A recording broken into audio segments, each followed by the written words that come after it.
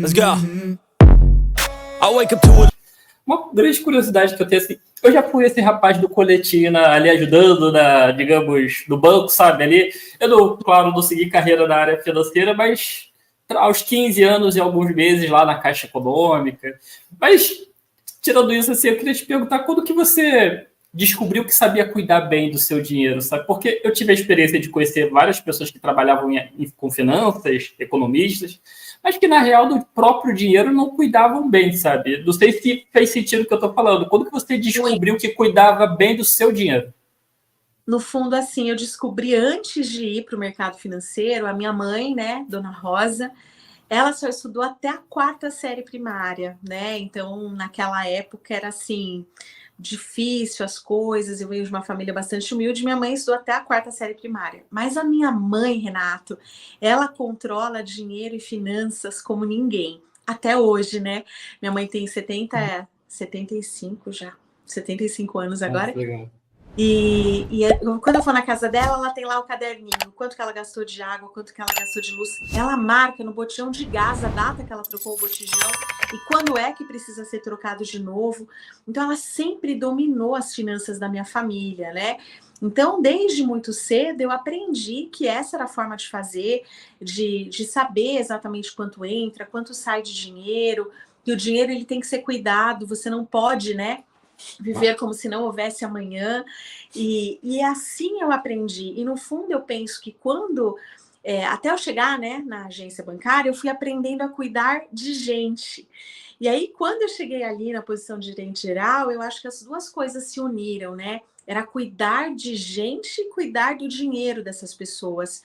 E eu comecei a atender as pessoas que chegavam ali com o orçamento totalmente comprometido, devendo, né, o cheque especial, o limite do cheque especial, que é o limite rotativo, que chegava a parcela do cartão de crédito, e naquela época não existia o parcelamento ali automático obrigatório. O que acabava acontecendo? Ficavam pagando o mínimo da fatura. Então eu vi muitas famílias ruírem por uma questão de não conseguirem, né, cuidar do seu dinheiro. E aí, aos poucos, além, né, quando você fica ali, acho que você se lembra disso, né? A maioria das pessoas bloquearam a senha, naquela época queriam dar um susto nos cheques, né? Vim assustar um cheque.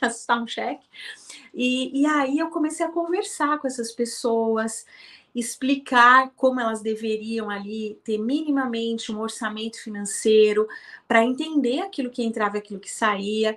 E assim eu fui me desenvolvendo, né? A partir sempre desse lado técnico, que eu penso que ele é muito importante, mas o olho no olho, dia a dia, a conversa com as pessoas, isso é que faz toda a diferença. Foi ali também que você percebeu que poderia explicar sobre isso, Luciano? Porque assim, aí entra uma segunda etapa da pergunta. Tem muita gente que é muito boa, sabe cuidar muito bem do seu dinheiro, mas tem uma dificuldade de explicar para outras pessoas que implementa ali partes técnicas. Eu vi muito vídeo seu e assim, é fácil de entender, sabe? E quando que você percebeu também que, não, peraí, eu tenho dom também para explicar o quanto eu sei cuidar? Sabe o que começou a acontecer, Renato? Eu ficava aqui no interior, né? Interior de São Paulo, falo porta, porteira, né? Arco. E aí, quando tinham reuniões importantes, né? Porque depois eu, de gerente geral, fui banker bastante tempo, atendia grandes clientes do banco, mas aqui no interior, né? E aí vinha o pessoal lá do Olimpo, né? Que é a Vila Olímpia de São Paulo, lá os Faria Limers, e vinham falando termos em inglês, termos técnicos, rebuscados. E aí que os meus clientes, assim, apesar de serem clientes empresariais, estudados, com cargos altos, eles não entendiam o que essas pessoas falavam. Então, eu comecei a ser uma espécie de tradutora, né? O budget, eu ficava traduzindo, olha, é o orçamento, né? Então, eles começavam a falar aqueles termos, quando nós fecharmos o deal, olha, isso está se referindo ao contrato.